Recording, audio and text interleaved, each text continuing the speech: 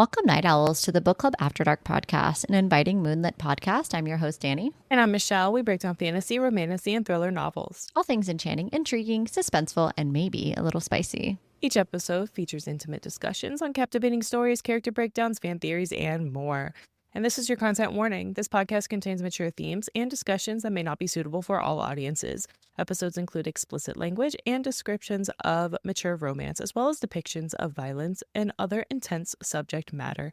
This podcast is rated R for mature audiences. Listener discretion is advised. Yep, and going forward from here, this will be your spoiler warning. Our expectation is that you have read Quicksilver in its entirety and also the bonus chapters because we will be going through it all. This is your spoiler warning. So let's get cozy because the best stories are told after dark. And tonight's drink of the episode. Tonight we have a special one, and I'm going to show it to you right now. This is called the Everlayne, just because I think her name is so pretty. I thought it'd be fun to have a drink, and those are little bits of strawberry that you see in there. It's very sparkly, it's pretty, it's garnished with strawberry and lemon. It's got a beautiful lemon yellow color to it, Meyer lemon color to it. And this drink can be made a couple of different ways. What it has is limoncello, gives it that nice color, juice of a lemon, sparkling water, and you can also add champagne to this. I didn't for this version, but you can add champagne to this as well.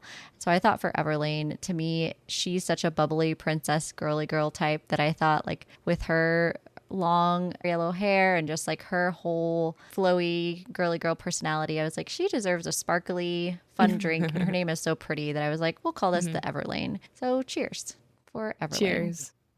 Who we don't see much more of after these chapters. We kind of break away from her from here, and we don't see her reappear again until towards the end of the book, and it's very brief. So to Everlayne, and maybe seeing more of her in book 2, Brimstone. I love the glitter, and yeah, it's a beautiful drink and definitely does embody her. It's really refreshing, light. It's a perfect spring drink. I thought it would be good in time for Easter and spring in general.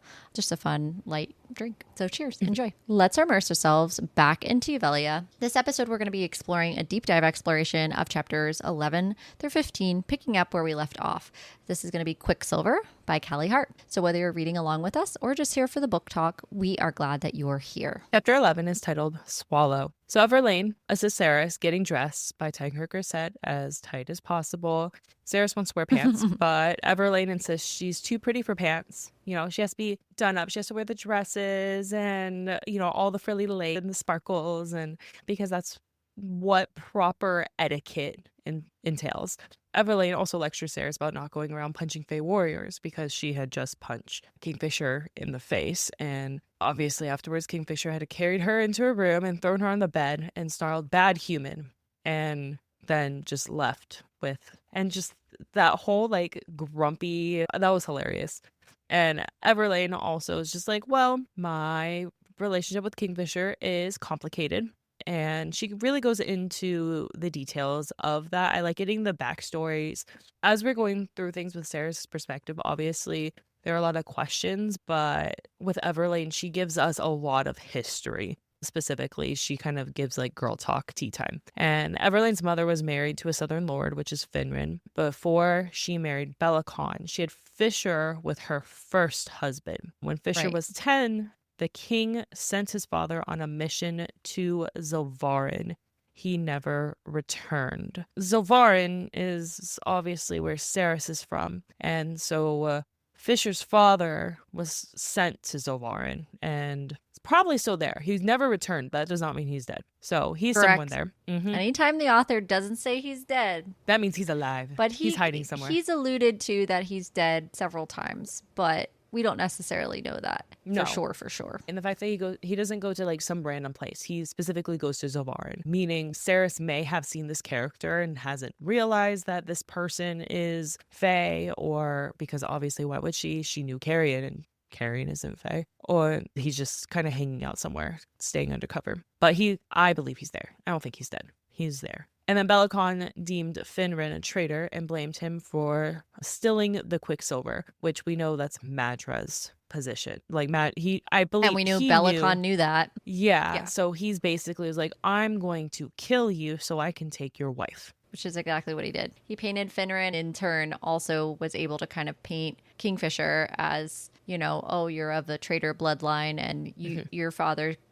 stilled the Quicksilver, so we couldn't go to all these realms, and painted this whole bad picture of his dad, and knew the whole time that it was actually Belacon's sister, Madra, who did it. He knew this the whole time and still did the things he needed to do for his own benefit. But anyway, at this time, we don't know this. Saeris is just hearing from Everlayne the story that Belacon has told his daughter and has told everybody else, which is a lie. And Belacon engaged, Finran's wife, Kingfisher's mom, only a year after Kingfisher's dad, Finran, had left. So coincidental. And she is basically an oracle of sorts, and she can kind of see. And so he wants her for this. Belacon does nothing but wants to further himself. So he wants to see any of these future paths because he wants to figure out when he can kind of control a situation.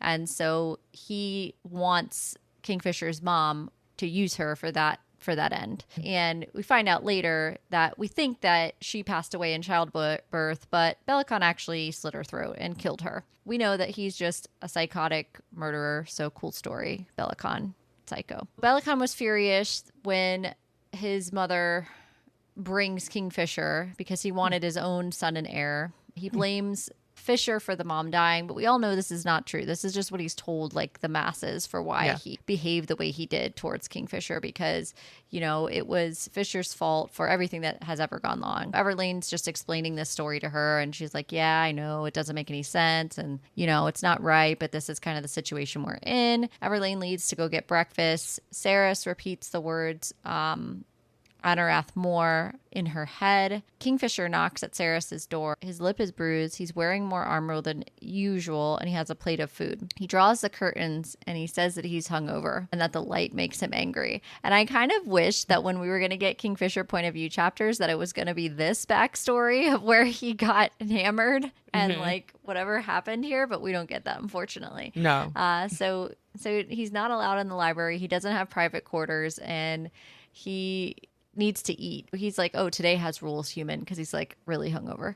And he starts counting them off on his hand. Do not shout. Do not throw any punches. Do not make me do any physical exercise. Do not do all this, right? His lip starts bleeding and he licks it. And Saeris is like, what's happening to me right now? Right. Her body is reacting. Yes, it is. Yeah. And so he says, careful, human. We Fae have an excellent sense of smell. You'd be amazed what we can scent floating on the air. And can you just imagine? That's so embarrassing. Like, you can't hide anything at that point. Oh, awful. Ugh. So her embarrassment makes the scent worse. She changes the subject and then asks why he doesn't have a healed lip. And he's like, I like being surprised. I'm also a fan of aggressive foreplay. That'll be a fun reminder for later. And she's like, what the hell? And he's already, because remember, he falls first, which is another thing I love about this book. But like, he totally falls first and has been waiting for her for 1,000 years almost, because he's known about her since his mother drew her. So he's literally had a picture of this girl in his pocket, essentially carrying around for 1,000 years, waiting for her. I can't even like fathom waiting 50 years for someone, like 1,000 years. Lane barges in. The fact that he's able to have this type of control at all, to me, is like really impressive. Right, because he's a warrior and he's used to self-sacrifice. And we find that in his backstory. He's not self-serving in a sense, and he'll do what he needs to protect those around him. And since he is... and those he loves. Since he's 1,800 years old, he's had a lot of practice in that sense. Then Lane barges in, interrupting Saeris, choking. And Lane is like, Fisher, did you poison her? And then she's like, why does it smell like a brothel in here? And she immediately like blames Fisher.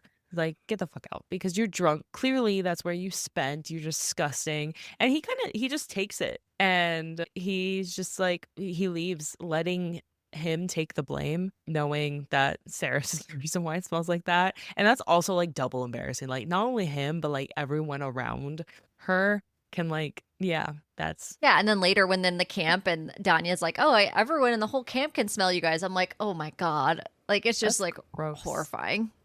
Yeah. Ugh. It's so like you forget like the Fae are very animalistic in their senses, just very much more natural in how they express themselves, and they don't like all of the pretentious bullshit is like not a thing. They're like, oh yeah, good job, I can smell you. But then I feel like something that would be taboo to us is restricted to our age too, in terms of it. Like, I feel like by the time you're like 100, 200 years old, like sex is like, okay. Right.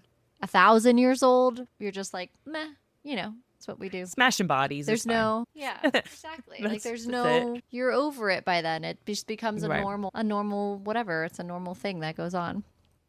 So Fisher leaves and tells Saeris to be ready to practice what they learned yesterday. She gets to the library. It feels colder than usual.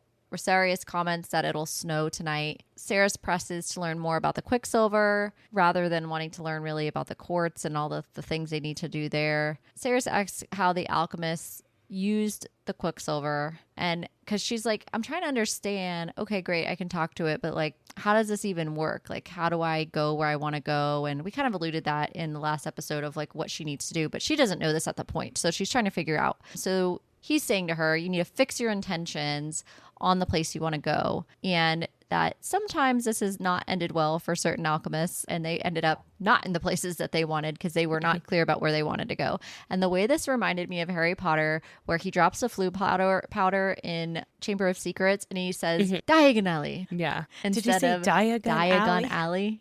Yeah. With the flue powder. The way this reminded me of that, I literally was like, oh, it's like flue powder.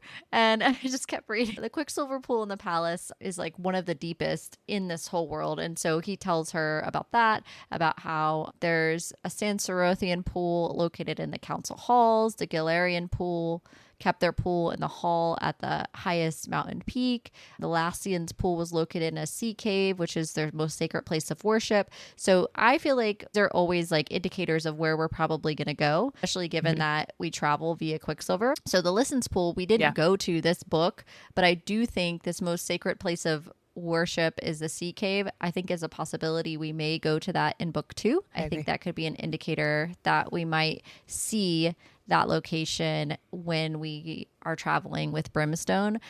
Maybe there's a spicy scene in there in this like sea cave. I don't know. Maybe not at all, because that could be like you would horribly think that. offensive. I mean, they're in an inn, one bed. Is this like in a cave, one bed? I don't know. I'm just saying. A bed in an underwater sea cave? That sounds dank. Like, that doesn't sound fun. It could be a resort. I'm just saying. Chapter 12 is titled Fox, and if you're like reading the book, it has little footprints. I don't know if the Kindle version has that, but in the tangible book, it has little I did not They're see really that cute. in the Kindle version. No. Okay. We get our pet in this book, which I love a book with a pet, especially dog-like Of course. ones. So it's afternoon now. Fisher and Saeris are in the forge. Saeris is distracted by Fisher's sweat over the forge. She's just like all hot and bothered because he's sweaty and he's, gorgeous and very toned, And Fisher comments how easily Saeris and humans lie, as they aren't bound to the same laws as the oath-bound Fae. He's like, stop staring. And she's like, I wasn't staring. He's like, yeah, okay. And then he nudges her, asking, you like my sweat, don't you, human? And Saeris lectures him that she has a name. He responds that humans are temporary. There's no use trying to remember their names. And then they engage in like flirtatious banter back and forth, but they're actually like really like rude to each other. If you are listening to the audiobook, you hear like the deepening of the voice, and like, the voice actors just make the tension greater with these characters. Yeah. So, because she's like, call me Saeris or nothing at all. And he's like, okay, nothing at all. And you're like, wow. How old are we?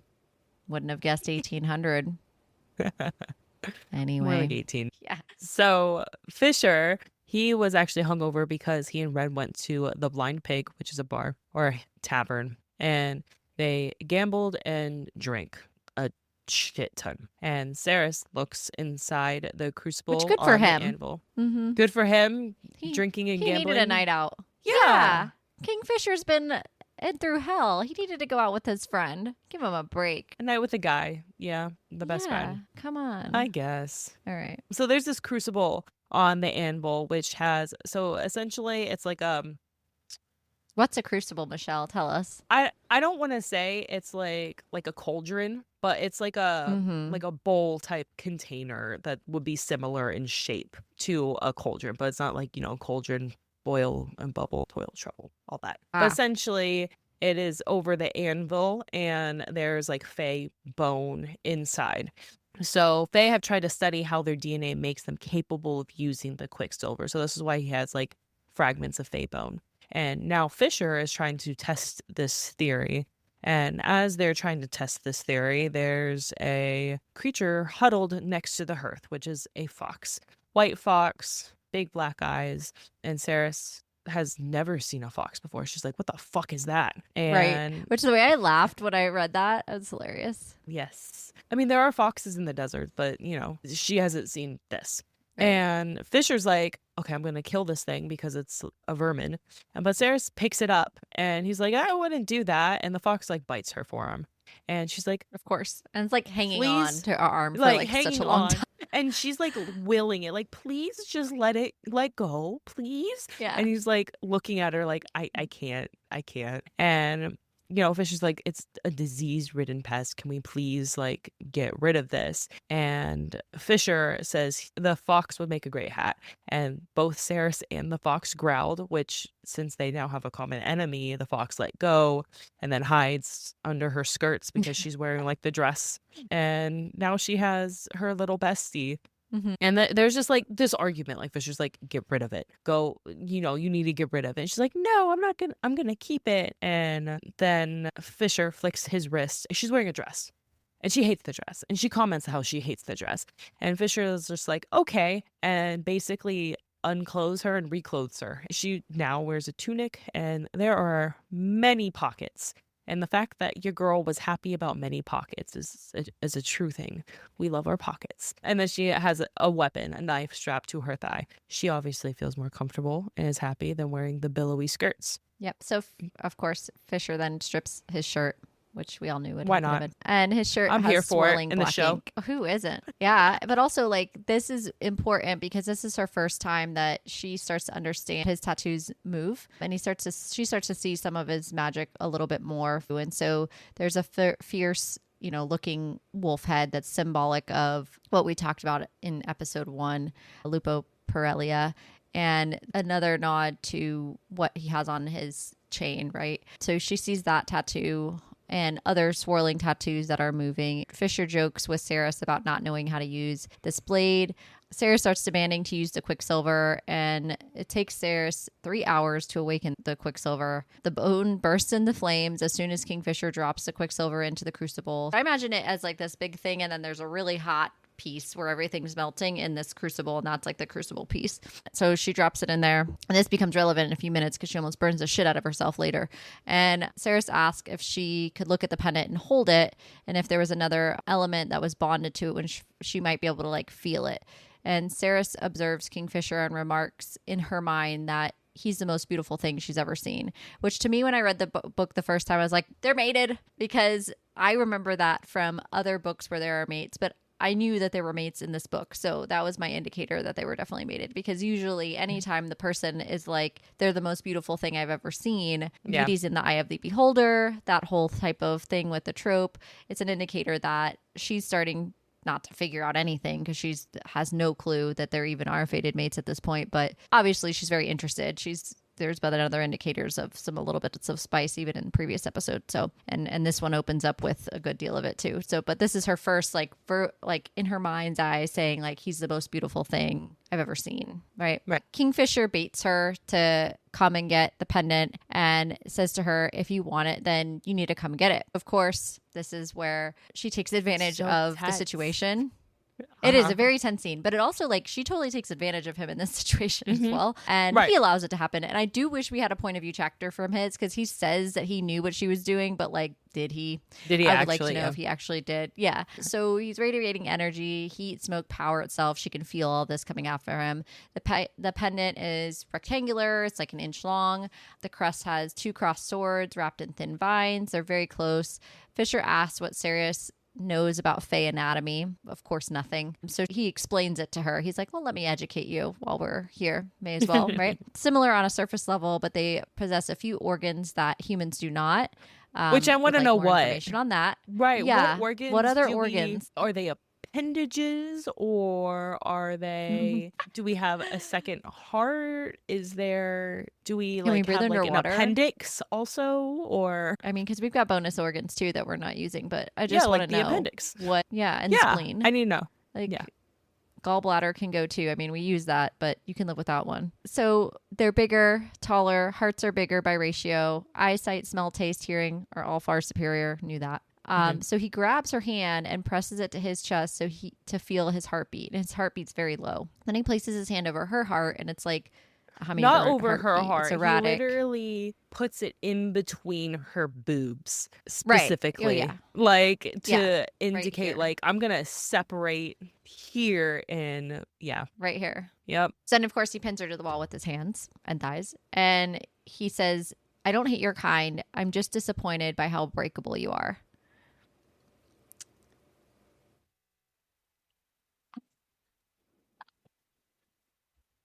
And then you can I read don't the know if I can rest. finish this quote, girl. That Why did he you put just- this quote in here? Because it was an important one. Basically, Kingfisher wants to do Did very highlight rough this things. quote as well. Wants to do very rough things to Saeris and is worried that she would not survive the events. So that is essentially what he's alluding. So, right. So this is foreshadowing, of course, because he's saying the way I would want to sleep with you, I can't. And if I'm imagine fucking you right now, I doubt you'd survive it, right? Well, guess what? Book 2 in Brimstone, we got a brand new Saeris. And guess what? She got, cleaned out by Madra or whatever and couldn't have kids. We got a brand new body on Saeris now. She's a That's fae a good point. vampire. That's a good point. Your girl might be able I to didn't have even a think little about baby that. Kingfisher running around. Kingfisher. So I'm very curious. Little baby Kingfisher might be able to run around. So I'm very curious how this all plays out, because even though in this moment it's been highlighted tons of times, right? I couldn't say the sentence before. I'm going to try and say it again because I was not prepared for this. I was reading through what Michelle had scripted and didn't realize she put the whole quote. So I was not prepared to say the whole quote. We will try again. Now that I know that I'm going to say the whole quote, I am least mentally prepared for that. Kingfisher says, I don't hate your kind. I'm just disappointed by how breakable you are. If I held you down and effed you the way that I imagine effing you right now, I doubt you'd survive it. I'm trying not to get deleted from YouTube. Callie Hart has written multiple dark romance books and is no stranger to writing some good, steamy, spicy romance. And we definitely get that here with this banter. We have a great moment between Kingfisher and Sarah, and you really feel the tension between the two of them, where you can still understand that he is not human, because she talks about how he sits inhumanely still. He's not breathing. He doesn't twitch. He's like holding complete still. And I have to imagine, if I was reading this from his point of view, he is physically restraining himself at this point. Like, he's not breathing on purpose because he cannot take it, because he knows what's at stake. Because when you read his point of view chapter later, that he definitely knows what's going on. She tries to say she's not interested or whatever. We all know the truth, please. Okay, girl. And he could smell it too. He even just said that. The whole, we all know. I don't know who you're trying to fool. So she argues, he counters, they get this back and forth. She tries to punch him again, but he catches her wrist this time. He presses on again about how much, he knows that she wants him. He baits her to kiss him, and he won't move a muscle. So she complies, and everything disappears as they kiss. Now I'm wondering, is he filling the room with shadows at this point? Or is she just so immersed in it? Right. I wonder if it could be a both type thing, because it's saying everything disappears. I'm just focused on you and our kiss, and he's kind of having a release in power, because he's actually leaning into the kiss. He's not restraining himself as much as he was. And as she's kissing, she's like, I hate him, but I want him. And then now she's straddling him, and then she's also so as she's baiting, this is where she's stealing a ring also off his hand, right, that he's plans on using to escape the Quicksilver. But she's straddling him, and he's just careful, if you go any further, I don't, my control might slip at this point in time. And then she darts to the other side of the room, puts as much distance between them as humanly possible, and she tells him to leave and have Renfis escort her to her rooms. And he tells her to get the bite looked at, and dematerializes. The fact that he just kind of fades into the shadows is kind of badass. He's just I'm just gonna peace out. The amount of times I would love to just do that, in like awkward meetings. Like, I'm just gonna, Every day, I'll quite be literally. back later. And chapter 13, which is titled Duress. I think in Fourth Wing, it was a while before we had anything happen between Xaden and Violet. But chapter 12, that's pretty soon that something Yeah, it goes gets down in pretty, this book. It gets pretty and spicy pretty quick. yes, I believe it's before chapter 20 that you get like a full on like spice scene too. So it's pretty quick. It's And not a Callie slow Hart burn. knows what she's writing. Mm-hmm. Definitely not. Oh, and the voice actors know what they're doing too. Let me tell They know you. what they're doing. Yes, they do. They are professionals for a reason. So, chapter 13, Duress. Saeris runs from Kingfisher. This is when she's trying to futilely escape. I'm like, girl, what are we even, where are we trying to go? I'm just like, I'm trying to figure out what exactly she's trying to do here, but okay. Saeris runs from Kingfisher with packed bag of essentials, what she thinks she needs, which can't really be much anyway. And Onyx, because naturally let's run with a fox in our bag. Right. So he's constantly freaking out because he's being tossed around the bag, and she runs through the halls. She goes down 15 floors. She just like keeps going. She wishes she had Saeris and Lane to show her where the Quicksilver was located, because she's like, well, now that I know how to hear the Quicksilver and find it, I'm going to go to the pool and I'm going to piece out of here, right? And she thinks that she has this relic, the ring. She could feel the Quicksilver tugging at her, and it wanted to be awake. She keeps going. She follows it down to this tunnel guarded by 3 guards. She asks herself what she and Onyx will do, and the Quicksilver speaks to her, saying that there's another way. So Saeris is conflicted because there's time to abandon her escape and go back to her room. Like, what should she do? But she decides to follow the Quicksilver through the series of halls and tunnels. She ends up in this ceilinged cave type of thing, I guess you could call it. It's in the basement of basements, the lowest of low basements of this castle. There's torches along the walls. There's ancient statues of Fae that are 20 feet tall, and this massive pool of Quicksilver is beckoning to Saeris now. 40 feet wide, 15 feet across. 40 feet wide, 15 feet across. Yeah. I mean, it's a gigantic pool. It's a reflective surface of a mirror, but the pool is awake and it keeps calling to her. The voices of the Quicksilver are insistent, and they intensify as she gets closer to the pool. So she reaches out and she asks the pool to wake. Pool turns to a shimmering liquid. So how I imagine this is it's kind of like flat as a mirror. Yeah. And it starts to kind of like ripple. Yeah. So that's how I'm imagining it. And this is why this series is going to make such a good Netflix movie, or a movie in general, anything on screen, because there's so many visual elements to this book that make it a great film. Very few conversations between these characters happen in their head.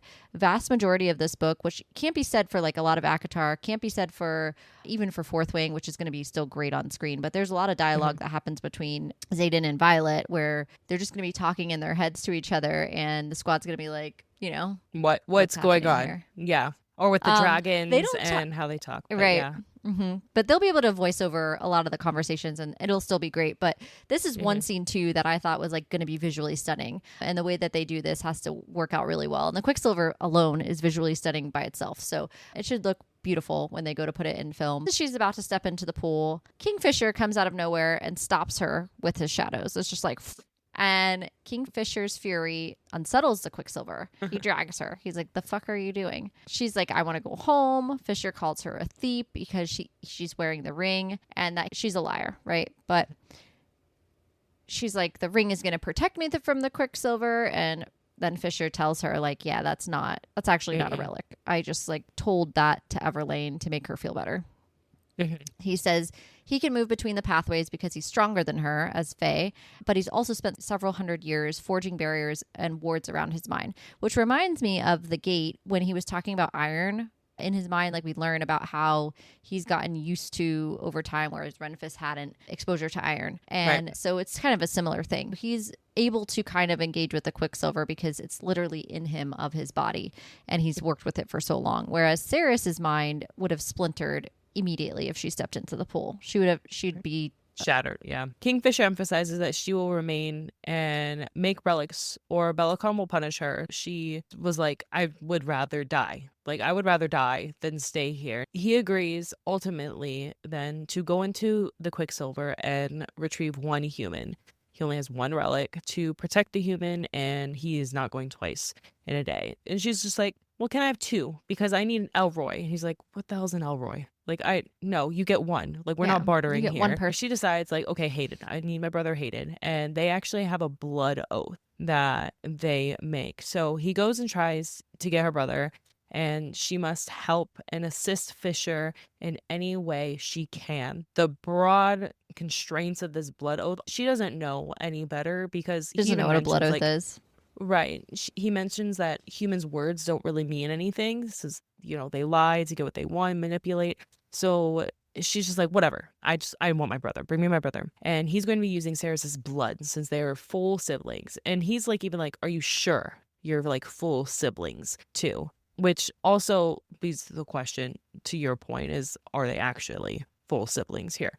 So he goes into the Quicksilver and tells her to close the gate when he goes through, and then wait an hour to activate it again. And he threatens that if she traps him, he will lay waste to the Silver City. So, yes. And it took 4 attempts to steal the pool. She had no concept of time in the tunnel, so she just kind of waited. The fox fell asleep, and she decides to name the fox Onyx due to his eye color, which is complete black. And then an explosion of black smoke bursts out of the pool. Kingfisher was waiting in the pool. However, he didn't bring Hayden. He brought Carrion back. Right. And I thought it was funny, too, that the whole time this dialogue is going on, he's saying, just a reminder, I'm hungover. Like, I can't with you right now. Of all the days. Seriously. We had rules for the day, and you broke those rules.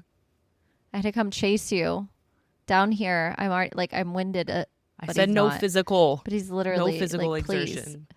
Yeah, like no physical exertion. I'm hungover. Like, how many? Come on. But at the same time, I get Saeris, because from her perspective, she's like, God, I get to this is finally, I've been waiting. I don't know if any of my family's alive. I have no idea what's going on with them. I can't trust any of these people. Cool. I, want to bang the Fae guy. Great. But also, like, I need to get the fuck out of here. Right. I need to go back to my brother. And so she's just like, I need to find out if my brother is still alive. I need to find out what's happened to my ward. I have to get back. So while it's frustrating for her and to be like, girl, what are you trying to do? Also, you have to imagine her desperation and understand that she can't just chill out in the Fae world knowing that her family, her tiny family that it is, could be, waiting for her. So Carrion fucking Swift comes through the pool. Yeah. So chapter 14, the title is The Fine Print, because obviously she realizes that there's a fine print in the blood oath, and now her free will is kind of muddled a little bit because of the blood oath. Kingfisher definitely brought Carrion, and he tracked her bloodline and led him right to Carrion. This is where I believe that they are relatives in a sense, because immediately you're like, oh, it's because they fucked. But I don't think that's sent, because it's blood. He followed the bloodline specifically. So their family tree intertwines in some sort of way, shape, or form. And he said he was Hayden Fane. So because of the situation he was in, Kingfisher had an hour to travel through the Quicksilver from Madra's palace, which had 50 guards waiting at the Quicksilver, run all the way to the third, and he just went to Carrion because that's where his scent took him. And Carrion said he was Hayden Fane, so he's just like, all right, let's go. Yeah, but the ability for Kingfisher, right? He has to get out of Madra's palace. And then go back in. Get out of the... Go to the third ward, right? Because that's not... They're not located close. He has to get all the way out. Somehow get out to the third ward. Find Carrion or, Hayden, in this case, who he's looking for. Then come all the way back. In an hour. Right. I wonder the extent of his shadows he can use in Zilvarin. Because I wonder if he can, travel faster using his shadows. Too. Yeah. Mm-hmm. I mean, it's always daytime, so I don't know how many shadows he could use. I'm sure that helped, in a sense. I'm sure he wasn't just, sprinting. Yeah, and the whole time. I don't know that we necessarily have seen... Well, maybe he was able to use a gate. Like, maybe he's been to Zilvarin before, and he was able to use a gate to get through to the third ward. We don't... I would have liked to see this point of view chapter. I think that would have been very interesting to see the dialogue that they had whenever he actually got him and brought him back. Like, I would love to read that as a bonus chapter because I'm sure it was absolute fucking chaos. Mm-hmm. But he expresses what happened, and he's just like, look, it's what it is, you know. And he does say I that brought same you a point. human. Yeah, and he's like, his blood said he was Hayden. That's a really odd line to mention, and I think you're totally right. But I really hope that if they are related, that it's like, well, clearly it would be very far apart anyway, because Carrion's extremely old. He mentions he was in a hurry. Of course, when he comes back, iron-tipped arrows and 50 of Madra's guards are waiting for him because they're waiting for Faye, and they know that Faye can't have iron. We learn this, of course, in the Gate bonus chapters, but also it's identified here multiple times because the Iron Gate door is what held Kingfisher in while he didn't have his relic for 10 days while Saeris was recovering. So he hates Zilvarin. We need to know why. The reason why is because his father was sent there. He went there for her, though. Fisher stomps through the palace to find a healer and to find Renfis. He dumps Carrion down and commands Saeris to stay.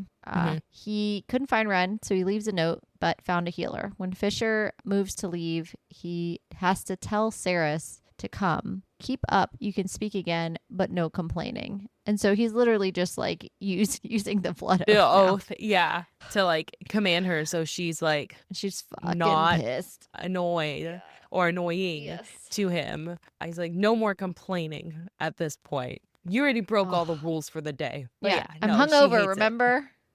They continue down the stairs until they get to the stables, and Saeris like refused to get on a horse. She's like, absolutely the fuck not. Like, and I'm thinking like, it's a horse. This is a common creature, but apparently Saeris and horses do not mix. And Fisher's like, get over it. And then he emphasizes the details of the blood oath and tells her to find a horse and saddle up before Belicon knows what they are up to. So at first Saeris is hesitant, like, I'm about to peace out. Right. But then she felt her first snow, and then she's like, this place is nice. Water was a luxury in Zilvarin, and because she had to live in a constant drought. So the fact that she feels her first snow, she has seen her first night, the clouds part enough to see the sky and the stars, and she's like, what are those? And, you know, Fisher's like, those are stars. There are billions of them, and their sun's like the one in Zilvarin. So I believe it was either the overview episode or the first deep dive episode, you talked about how traveling through the Quicksilver doesn't just travel within the world, but because of this reference here to the suns, like in Zilvarin, that is a whole other planet. That is a whole other complete realm solar system. They're not just bouncing around in the same globe. Which is crazy, meaning so this world can vastly planet. expand any way that Callie Hart wants it to expand. It can just keep growing and growing. Yeah, because the Winter Palace is literally in a different planet than Zilvarin. Right. So, but all of Avelia is the same area. Right.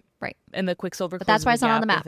Right. That's exactly it. To be clear. So he states the Quicksilver closes the gap with it. We can travel to the realms that orbit those stars. So again, just making the world smaller through Quicksilver travel. Right. And Fisher helps her onto the horse, and it's a smaller chestnut horse, probably smaller because she's smaller, and it immediately tries to bite her, and he like kind of has to like hold her in position to get her position properly and like command her how to move so she can at least sit properly. The horse is Ada, and it will follow without Saeris' guidance. Please do not pull on the reins.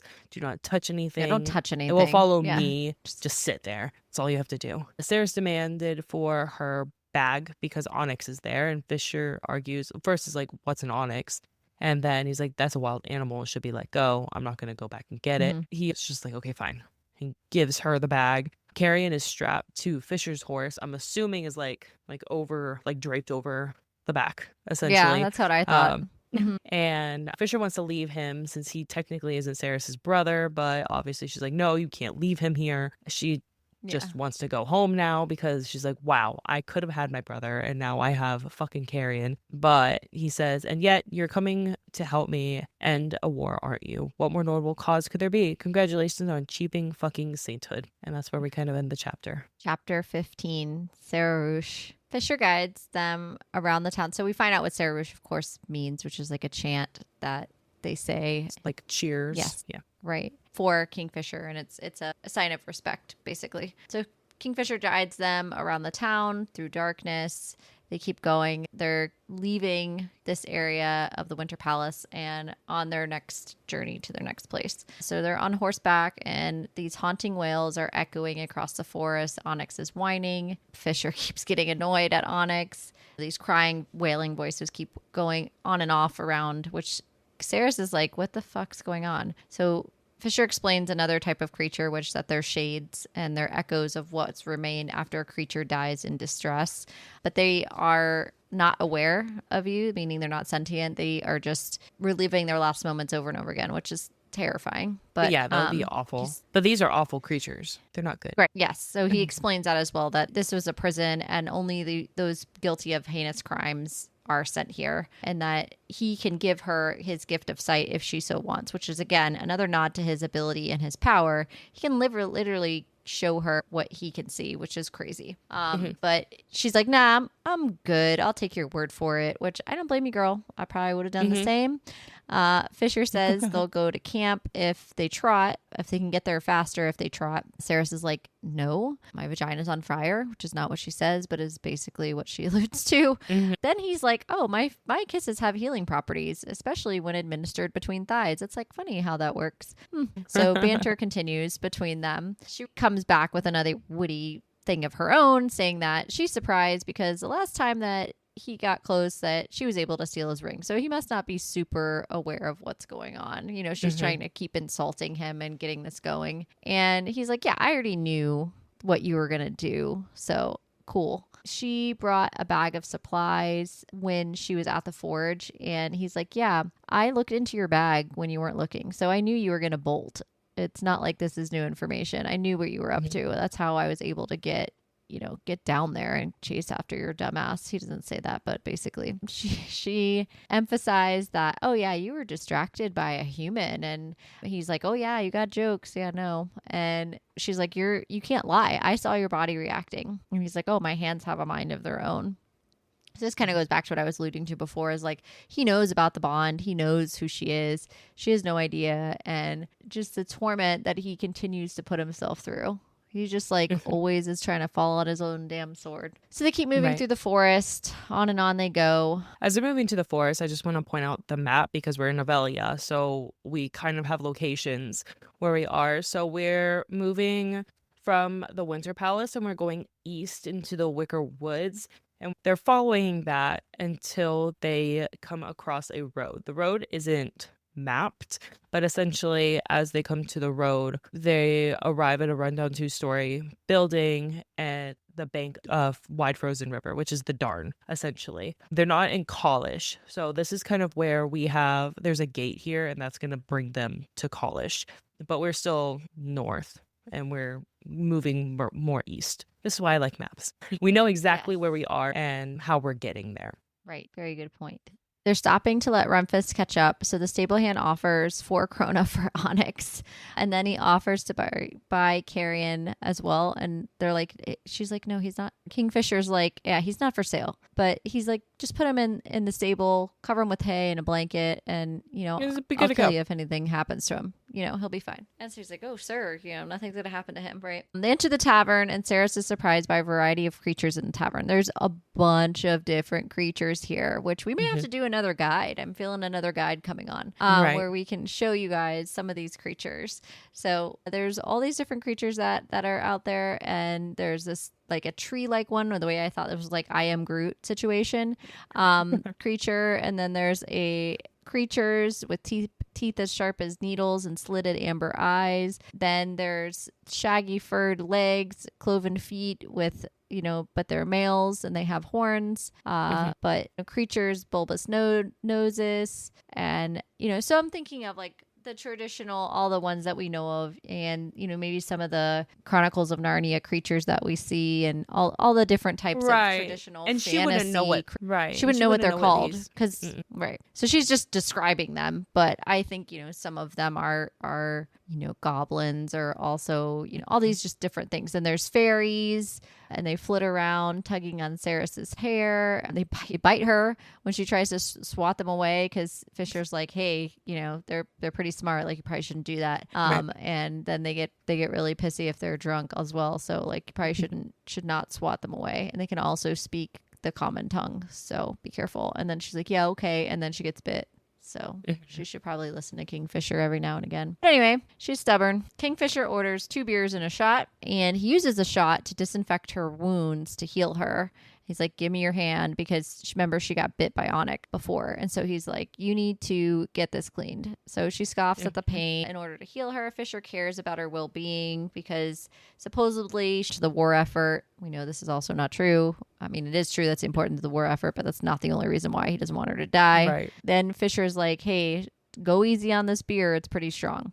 Right. And then he talks about like future plans, right? He's going to take her to Callie, where he was born. Fisher's father saw what Bellicon was planning before he murdered the royal family and stole the crown. He warded his lands so Bellicon and his supporters can't cross into them, because essentially Saeris is like, well, he's just going to find us there. Like, he knows that's where we're going. And Fisher's like, no, it's fine. It's like, he can't enter. As long as Fisher lives, Bellicon can't enter Callie. But Callie is a war zone, so her safety really relies on her staying close to Kingfisher at all times. And then 2 hours later, they're basically done eating, and Bren shows up, and Fisher, they like hug it out, and they like, you see like a genuine like hug and smile from Kingfisher for the first time. And then Renfis is like, well, you're officially fucked with what the stunt that you just pulled, because Everlayne's pissed. They had a plan now, but Fisher's like, we did have a plan, but someone decided to change the plan and tried to leave and was going to go in the pool without a relic. And she's like, I thought I had a relic. And he's like, you didn't. And Renfis is like, well, you took Bellicon's alchemist and the sword, so it doesn't matter what the plan was. You're in big trouble. And so Fisher says the last time he laid his hands on a sword of note, he used it to murder the true king and the whole fucking Diantheus line.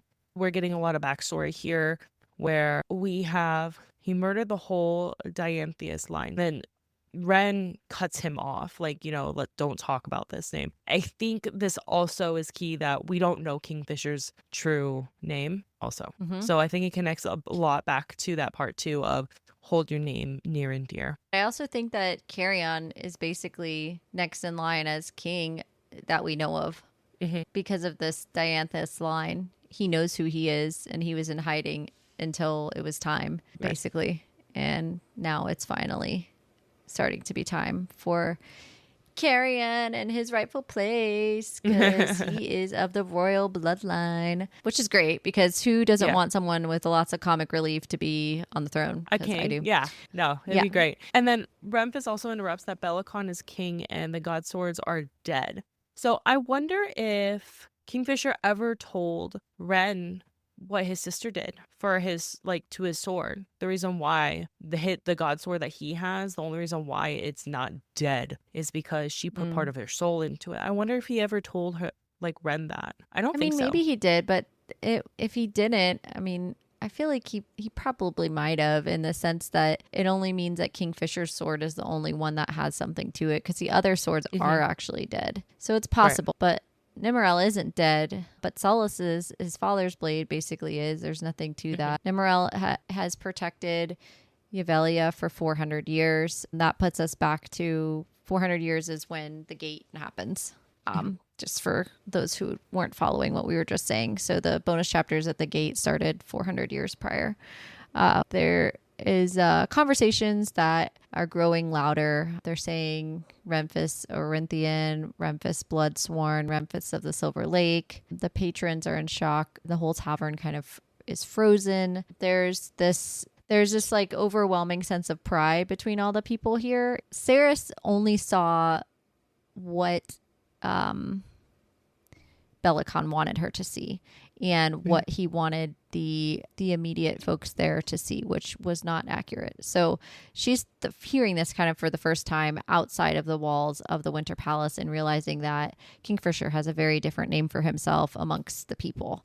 And this is where we get the patrons coming up to him, talking about that he fought with the wolves of the Aegean sky, and Lupo Parelia is relayed again. Lupo Parelia is Latin based, and it means wolves of battle or war wolves, and it's referring to that same thing here. But it's a lupo wolf is a Latin word, and Parelia, meaning battle, quite literally relates to wolf battles.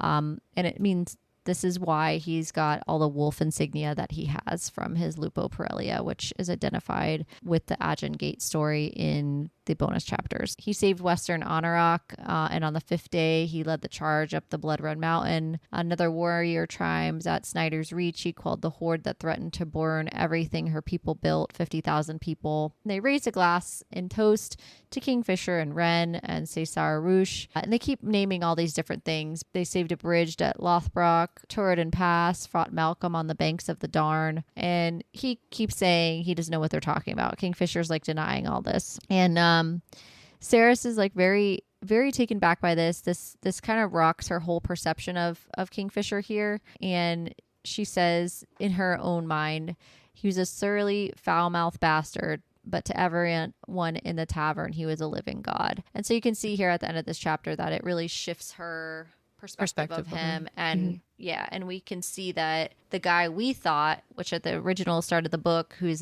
basically this monster who did all these horrible things, killed all these people because, right, the reason he was banished for 100 years, she asked him, oh, did you do it? He can't lie. He tells her yes, but we know now that all is not what it appears to be. And that wraps up our chapter. All right, now it's time for mystery Q&A. These questions have not been shared with either of us prior to asking. What is your favorite nickname someone has given you, and how did you get it? My best friend growing up, her mother's from England. She often watched like English-based TV, and there was this soccer movie where the main character's name was Michelle, but they called her Smell for whatever reason. So by that, she just called me Smell all the time, which at first is like, people will be like, that's weird, but it's from like a British soccer show. And she started that when we were like in middle school. And that just kind of stuck. Like we're 31 and she still calls me Smell. I don't get a lot of nicknames. Like I'm not much of a nickname person. Some people just call me by my last name, but that's about it. Okay. Yeah. What about you? Gosh. Well, you can shorten my name. Like, well, it's already shortened as Danny because my full name is Danielle. But like, I've had my name shortened every which way under the sun. I went by D-E-E for a really long time. Like in college and stuff like that. For a while, I just went by D. I didn't spell it D-E. I just literally used the letter D. And then hilariously, I had a nickname at that time. It wasn't like my favorite, but like people used to call me D Money. D Money. For a long time. Yes. I have to revive that. D Money. Yeah. No, you don't. But so like close friends of mine, it was a joke. And so obviously, yeah, made me laugh. And so, yeah, I had that nickname like throughout college and stuff. And like there was no other thing to it that it didn't have any other like implied meanings or anything like that. It was just like somebody at work one day. I used to be a server. I was a server at a large chain restaurant for years. And one of my coworkers had used that name and it just kind of stuck. And yeah, so a lot of people called me that while I worked there. And for years it kind of stuck. And some of my other friends, if I haven't caught up with them in a long time, they may refer to me that way. And it's funny. It still makes me laugh to this day. Yeah, exactly. Funny. Yeah. That. So I figured you didn't know that about me. So I was like, oh, no. Probably share that with her. She's probably never heard that. That's and I didn't know about Smell either. So that's pretty good. Yeah. All right. So in your opinion, what is the worst holiday? Ooh, that's a tough one. And let's do like standard holidays that are celebrated, like that we celebrate. The big ones? Yeah, we can do the big ones, not like the minor, like it's Pi Day because it's March 14th, No, yeah, I heard. I agree with that. Thank you for that. You think? I would say...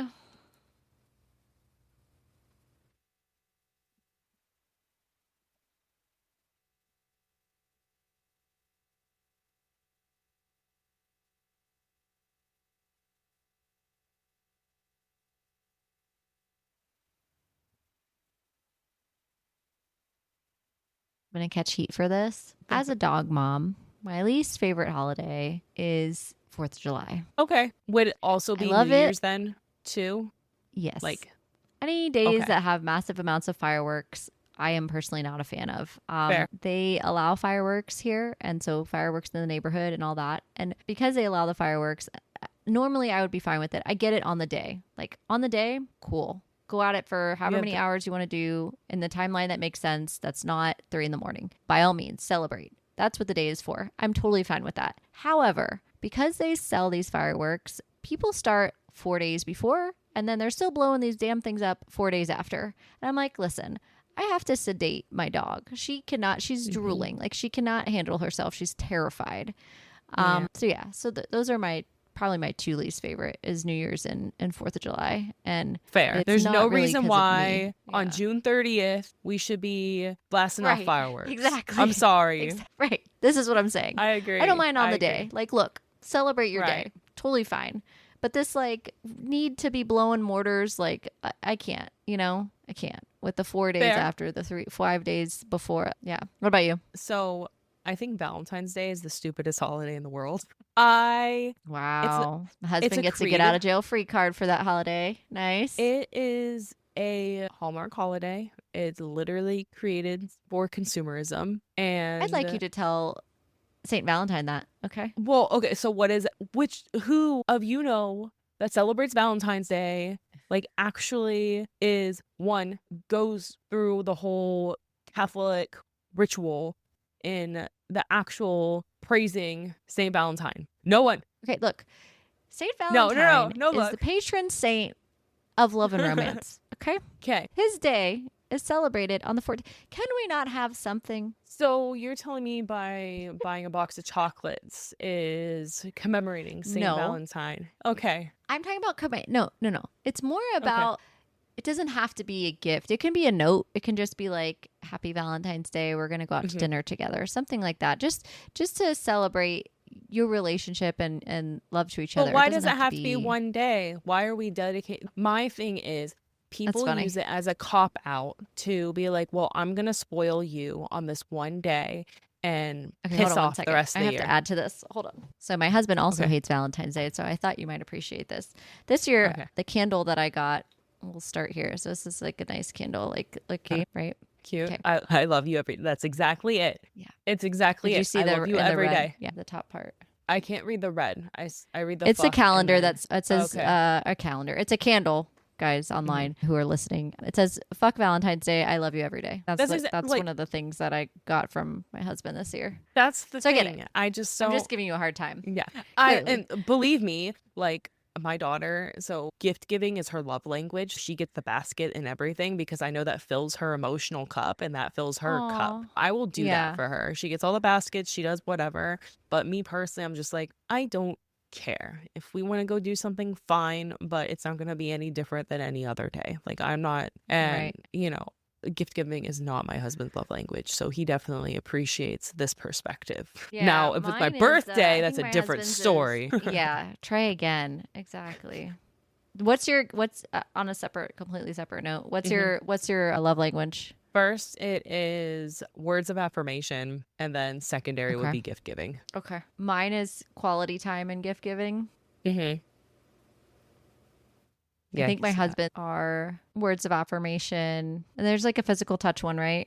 Isn't that the other one? There's like, I don't think it's called that. That's one of those are probably his too. Yeah. But yeah. No, my husband's is acts of service.